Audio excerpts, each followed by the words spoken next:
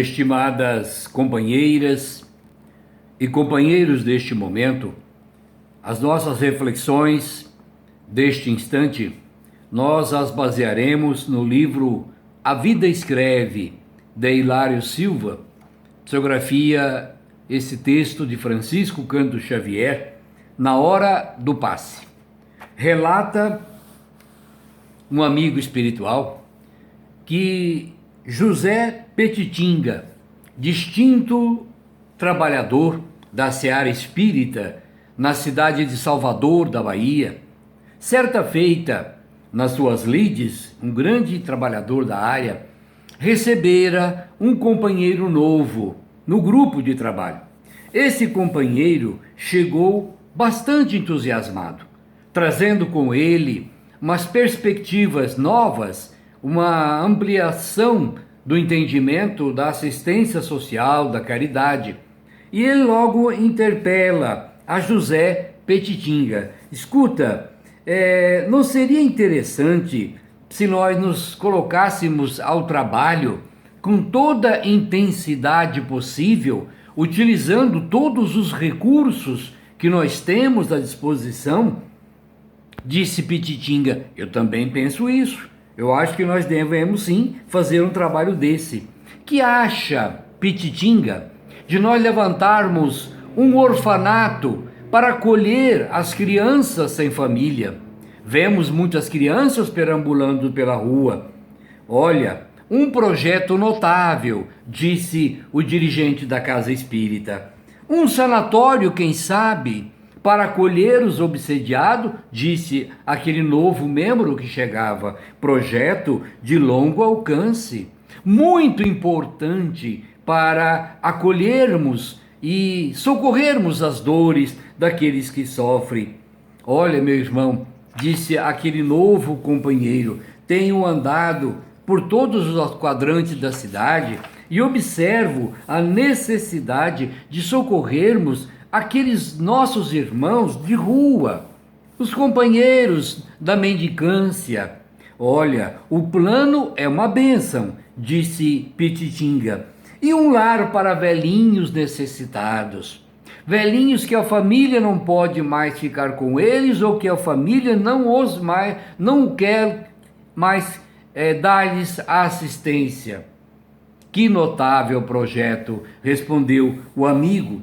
Noto igualmente que precisamos também, disse o jovem que chegava lá, cheio de vida, pensar em algum departamento que cuide dos alcoolizados, dos alcoólatras, daqueles que fazem uso das substâncias tóxicas. E nós vemos aí quantas vidas sendo perdidas. Louvável iniciativa, respondeu Petitinga. E o nosso companheiro ainda insistia em uma escola para levar luzes onde a treva impera, semeando a ignorância e algemando as criaturas na condição inferior. Claro, é tudo que nós precisamos fazer. Mas olha, meu irmão, disse Petitinga, a nossa conversa é luz. Tudo que você está trazendo está iluminando as nossas ações ao redor da casa. Seja muito bem-vindo aqui. E se entusiasmava mesmo com aquele companheiro, acreditando que teria conseguido um grande parceiro das atividades. Mas disse: olha, meu irmão, o tempo urge e eu tenho duas criaturas que estão me aguardando em seus lares, sua casa, para o trabalho de passes. São duas criaturas que estão carregando uma tuberculose muito forte. 2 tuberculosos. Você não gostaria de ir comigo nestas 2 casas para levar o consolo de uma prece, o passe, o refazimento espiritual àquelas criaturas? Neste instante, o rapaz transforma o seu semblante e, de uma louvável iniciativa caridosa, ele se retrai e disse: mas o meu tempo está um pouco curto. E ainda, Petitinga, você sabe, eu tenho minha esposa e tenho filhos pequenos. Se eu te acompanhar, poderei contrair a doença ou levar a doença para casa. Então, você me perdoa, mas eu não vou participar desse trabalho. e foi embora e nunca mais voltou na instituição.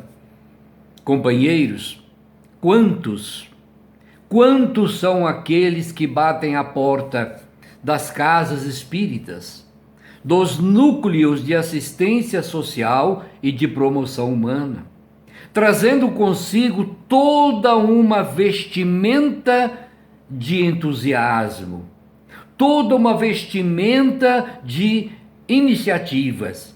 E a gente acredita que aquela criatura vai nos ajudar nas tarefas pequeninas que cada um de nós abraçou ao longo do tempo. Mas no primeiro vendaval, na primeira sugestão de empenho, as coisas desaparecem.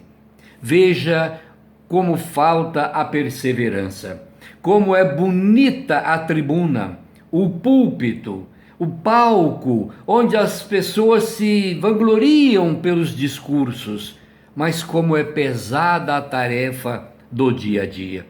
No início de nossa casa espírita, lá atrás, mais de 30 anos, nós tivemos uma história ou um acontecimento muito parecido.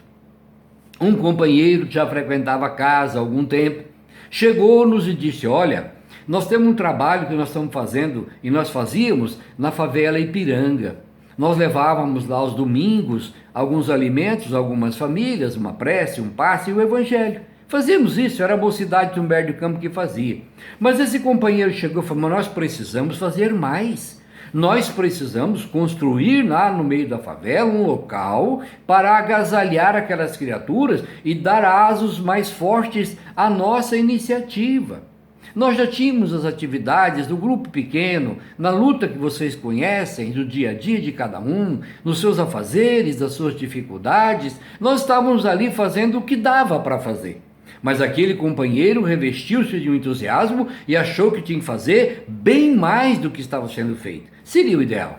Era a proposta devida fazer bem mais, sim. Então, uma vez disse, nós achamos interessante. A segunda vez veio a conversa e nós continuamos achando interessante. Olha, a ideia é boa. Nós temos que planejar, mas é preciso ir atrás dos recursos, não bastam apenas as elucidações verbais, é preciso ação. Enfim, nós estávamos limitados. Aquele companheiro começou a fazer um cerco de que era preciso realizar o tal obra lá na favela. Então nós tivemos uma ideia. Olha, companheiro, vamos fazer o seguinte, a ideia é extraordinária, a proposta é, sem dúvida nenhuma, irretocável. É o trabalho que tem que ser feito. Então, a partir de hoje, nós estamos te nomeando como coordenador deste trabalho. E a partir de agora, você vai desenvolver um plano de ação para angariar o tijolo, a telha, a madeira, a porta, a janela, para construirmos. Assim que você montar um plano e sair a campo buscando os recursos, nós vamos auxiliá-lo. Foi a última conversa que nós tivemos com o companheiro. Nunca mais ele voltou à casa espírita e todos os seus ideais desapareceram. Porque aquela criatura queria criar serviço para que nós fizéssemos. Nós já estávamos no limite. E nós temos que fazer sempre muito mais, mas nós temos limite. Então, no nosso meio doutrinário, assistencial, de promoção humana, muitas pessoas aparecem trazendo serviço para que a gente faça. Para que nós, que já estamos nos empenhando com um monte de atividades, façamos o trabalho que ele sugere. Mas quando você transfere a responsabilidade à criatura, ela não tem tempo e ela não vai atrás. É cheio de ideias. Olha, é preciso fazer isso, faça. É preciso fazer aquilo, faça. Não é preciso que você faça aquilo. Eu estou dando a ideia, eu faço. É muito fácil a gente criar serviço para os outros, criar atividades para os outros, criar sugestões, ideias para que os outros trabalhem. Na verdade, nós temos que criar trabalho para nós. E Jesus, ele é muito claro. Chico tem uma frase fantástica. Jesus não pede que ninguém escale o Monte Everest, o maior montanha do mundo. Jesus pede que cada um de nós se esforce. Então eu não tenho que falar o que o outro tem que fazer. Eu tenho que fazer aquilo que compete a mim fazer. Ao outro compete a ele fazer a parte dele. Se ele não tiver condições de não puder fazer, o problema não é nosso, é dele. E ele deve resolver isso com Deus. Então, não criemos trabalho para os outros. Não criemos sugestões de atitude e atividades para os outros. Criemos, sim, trabalho para nós. Vamos fazer tal coisa e eu vou à frente. Eu começo. Aí as pessoas chegam. É natural. É assim que se faz. Eu vou fazendo e as pessoas vão chegando. Enquanto eu estiver orientando e conduzindo para que outros façam, se os outros fizerem, eles ganham.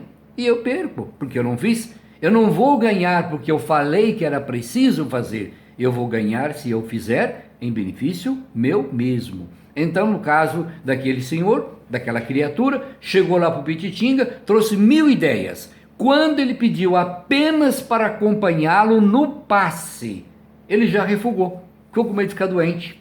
Quer dizer, se ele não dá conta de dar um passe e acompanhar um companheiro num passe, fazer uma obra monumental, um orfanato, um asilo, um departamento médico para alcoólatras, uma escola, jamais. Então, companheiros, essa é a nossa reflexão desta noite e que Jesus nos abençoe sempre. Muita paz.